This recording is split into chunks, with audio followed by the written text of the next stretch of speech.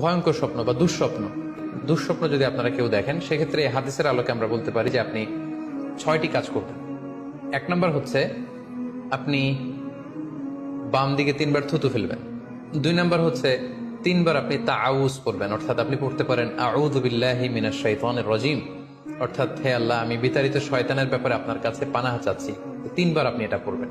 3 নম্বরে আপনি যদি আপনার ঘুমকে আবারও কন্টিনিউ করতে চান, তাহলে বা দিকে থেকে যদি স্বপ্ন দেখেন, তাহলে আপনি ডান দিকে টার্ন করবেন।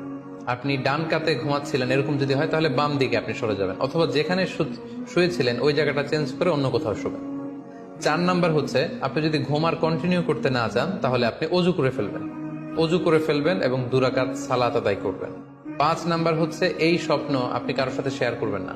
যদি শেয়ার করতে হয় তাহলে প্রলিফিক স্কলার, ভালো আলেম, যার এলেম আছে, যার আমল আছে, এরকম লোক, কিংবা আপনার ওয়েল উইশার যারা আছে, আপনার শুভাকাঙ্ক্ষী, এরকম কারোর সাথে শেয়ার করতে পারেন।